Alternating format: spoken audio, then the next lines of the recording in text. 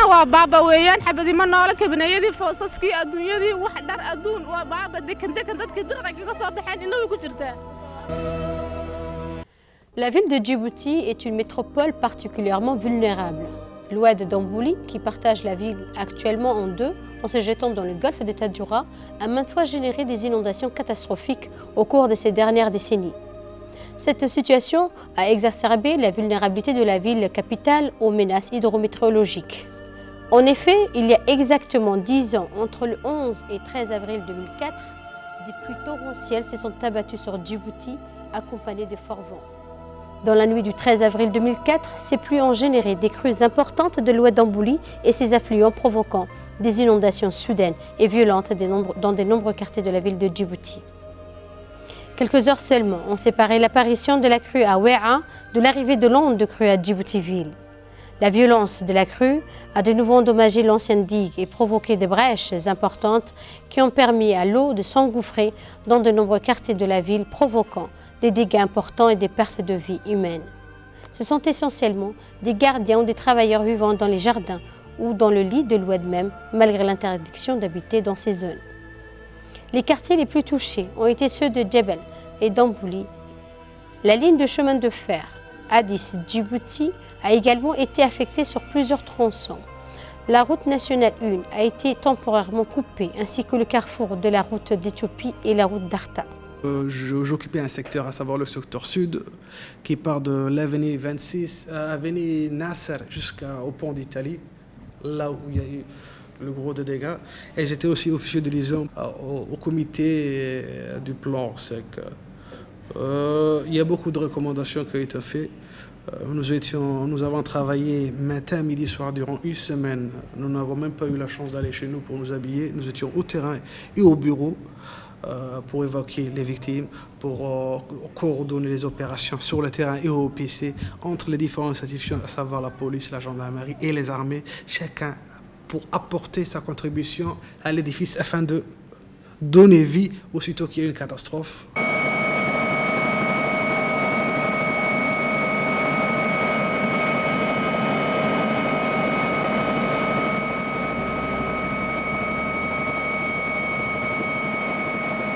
À la suite des inondations, des réparations d'urgence ont dû être réalisées sur les réseaux d'électricité, de téléphone et d'alimentation en eau potable qui ont permis de restaurer les services à 90% après 7 jours. Heureusement, la station de pompage de l'ONEAD et la centrale thermique n'ont pas été fortement touchées par l'inondation, ce qui, dans le cas contraire, aurait privé la capitale d'alimentation en eau et d'électricité pendant plus longtemps, faute de système de secours. De nombreuses infrastructures publiques, telles que des écoles, des centres de santé, des routes, furent endommagées. Le rapport du comité Orsec du 15 avril 2004 a permis d'estimer les dégâts à plus d'1 milliard de francs en Djibouti. Le pays est en train de traverser sa pire catastrophe naturelle. Les pertes sont énormes. La réponse du gouvernement sous l'impulsion du président de la République, M. Ismaël Omar Guelleh, est aussi à la mesure du désastre.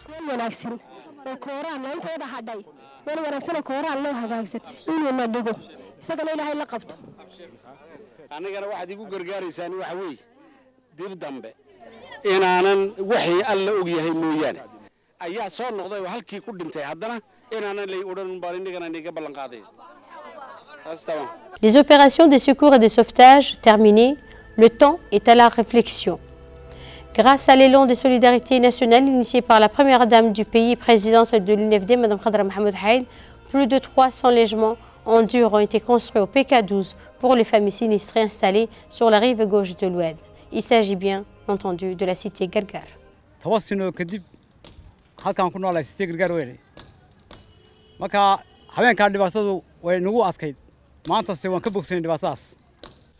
Mais aussi, le gouvernement met en place une stratégie nationale, une politique et un cadre institutionnel pour la gestion des risques et des catastrophes. Sous l'impulsion du président de la République, M. Ismaël Omar Guelleh, notre pays a abordé depuis cet événement le problème des catastrophes sous un angle novateur, puisque l'on fait partie de quelques pays du continent africain à s'être dotés d'une stratégie, d'une politique nationale et d'un cadre institutionnel pour la gestion des risques et des catastrophes. Parmi Les institutions créées à la suite de cette catastrophe figurent également la direction de la protection civile qui était auparavant sous la tutelle de la police nationale. Depuis, il y a eu la création et le projet d'autonomie portant et créant la direction nationale de la protection civile ainsi que les sapeurs-pompiers de Djibouti sont devenus depuis autonomes afin de répondre dans les critères qui sont dans leur mission, à savoir la protection des biens et des personnes. Cette inondation et cette catastrophe qui malheureusement a éclaboussé et a mis à lumière les besoins vitaux pour notre pays d'avoir une autonomie pour notre service. Après la mise en place du cadre institutionnel, le gouvernement a aussi entamé avec l'appui de nos partenaires un certain nombre d'actions. Parmi celles-ci figure la construction de la digue d'Ambouli destinée à protéger la ville d'une éventuelle crue. Sur le plan infrastructure, le président avait lancé un appel aux bailleurs de fonds, aux partenaires au développement. Et à la suite de cet appel, la Banque mondiale a financé, beaucoup ne savent pas que la Banque mondiale a financé la digue de protection de l'Oued d'Ambouli. Cette digue maintenant, on l'a vu lors des dernières pluies de mars 2013, son importance, on l'avait vraiment senti parce que nous sommes sur le terrain et on voit l'importance qu'elle a eue sur la protection d'Ambouli et ses environs. Il y a l'autre volet que les gens ne doivent pas s'installer. Nous avons relogé aussi, c'était un deuxième volet du projet infrastructure. On a relogé les gens qui étaient installés dans l'Oued à Cité Gerger. On est en face de la principale protection de la ville de Djibouti, à savoir la digue de l'Oued. Cette digue est très importante pour la ville du moment que c'est le seul rempart entre les crues exceptionnelles de l'Oued et la ville de Djibouti. Et pour ne pas vivre les mêmes catastrophes et les mêmes dégâts qu'a eu la ville à cette époque, cette digue est très importante pour la protection. Et il faudra la sauvegarder, la protéger et l'entretenir. Dès 2009, la Facilité mondiale pour la réduction des risques et le relèvement, plus connu sous l'acronyme GFDRR, qui est un organisme placé sous l'autorité de la Banque mondiale, a inscrit Djibouti parmi les 20 pays prioritaires pour l'exécution de son mandat de réduction des risques de catastrophe tel que défini dans le cadre d'action de Hyogo. Ces pays ont été sélectionnés en raison de leur grande vulnérabilité aux catastrophes naturelles et de la faible capacité d'adaptation de leur économie aux effets de catastrophes, notamment à la modification et la variabilité du climat. Grâce à cet appui, un projet transversal qui associe plusieurs institutions nationales a démarré en 2011, coordonné sur le plan national par M. Samater Abdou Ousmane, chercheur au CERN. Parmi les réalisations tangibles pour la réduction de ces menaces d'inondation figure la mise en place de la plateforme CARAD. Cette plateforme CARAD, dont le sigle détermine que c'est une plateforme d'analyse intégrale des risques et qui a été faite pour la première fois en Afrique subsaharienne et dans le MENA pour justement permettre une plateforme intégrale qui allie à la fois les systèmes d'information géographique, donc connus plus sous le sigle des SIG, et des modélisations hydrauliques et hydrologiques, justement pour mettre en place des cartographies des risques qui servent d'outils d'aide aux décisions. L'étude qu'on a lancée et qu'on a finalisée en décembre dernier montre que d'après des scénarios beaucoup plus importants que ceux qu'on a connus, c'est-à-dire millénales et décaminénales, les pertes peuvent aller jusqu'à 7% du PIB du pays, ce qui est extrêmement considérable vu la taille du pays. Et surtout des pertes humaines qui peuvent être établies jusqu'à 1000 décès. Donc c'est pour ça qu'on doit mettre beaucoup plus dans la prévention, dans la stratégie de développement urbain. Comme dirait l'adage, mieux vaut prévenir que guérir. La prévention doit être quelque chose qui est au cœur de la stratégie de développement urbain de la ville de Djibouti, comme vous le savez, est en mouvement, est en perpétuelle évolution, surtout depuis ces dernières années, sous l'impulsion de la politique du gouvernement et de son Excellence le Président de la République, avec les ports, avec la nouvelle ligne de chemin de fer. la ville de Djibouti doit se prémunir des risques. Donc, puisque ceux-ci sont réels, ceux-ci se sont déjà exprimés dans le passé, ils peuvent revenir. Donc ces menaces doivent être prises au sérieux. C'est pour ça que ce genre de modèle et d'études qu'on a mises en évidence doit être encore renforcé à l'échelle des quartiers, à l'échelle des bâtiments et surtout à l'échelle des bâtiments ou des sites stratégiques comme les ports, les écoles, les zones industrielles. Outre cette cartographie des risques, ce projet a permis le renforcement du réseau de surveillance de l'Oued Dambouli installé en 2008 avec l'appui de l'USAID. Ce réseau géré par le CERD est composé de plusieurs équipements destinés à mesurer le niveau d'eau et de pluie le long de l'Oued depuis PK51. D'autres réalisations, et non de moindres, ont été réalisées dans le cadre du projet GFDRR, dont notamment l'élaboration d'un protocole de communication d'alerte des crues qui définit les rôles et responsabilités de chaque institution lors du déclenchement des éventuelles crues de l'Oued ou l'actualisation du plan d'organisation des secours hors sec dont la conception datait de 1985, il y a de cela pratiquement 30 ans.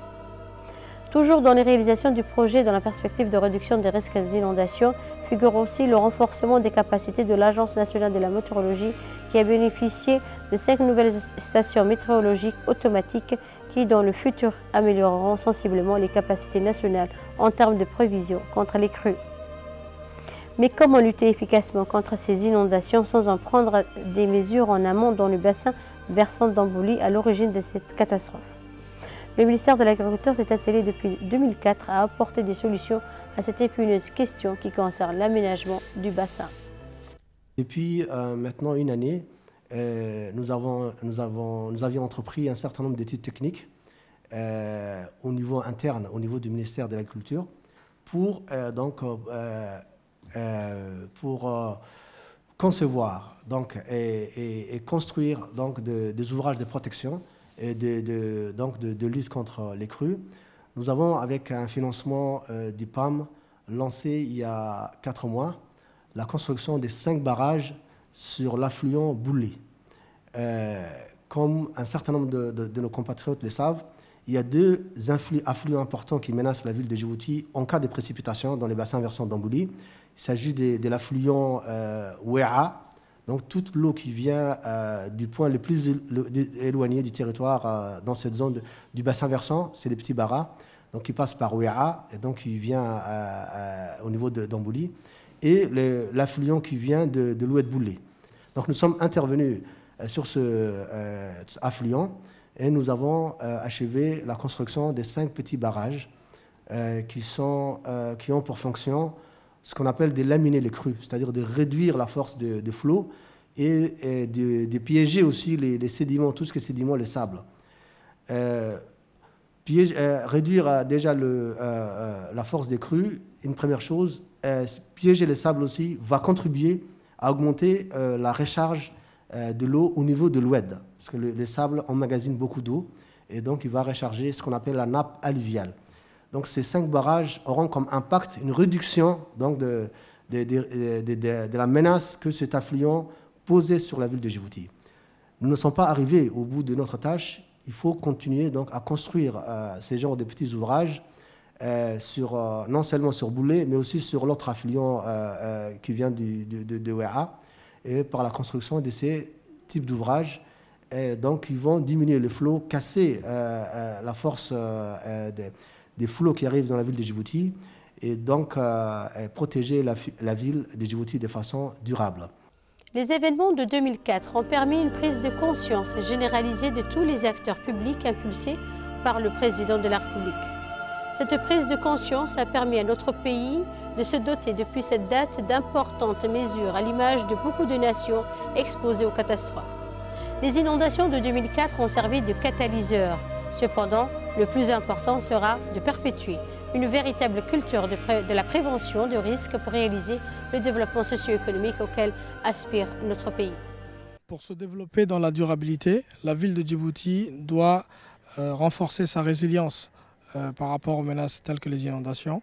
Et pour ce faire, il faudrait véritablement que la politique de développement urbain mise beaucoup sur la prévention. Cela passe indéniablement par la continuité des efforts entrepris et le renforcement des capacités matérielles en matière de réduction des risques urbains.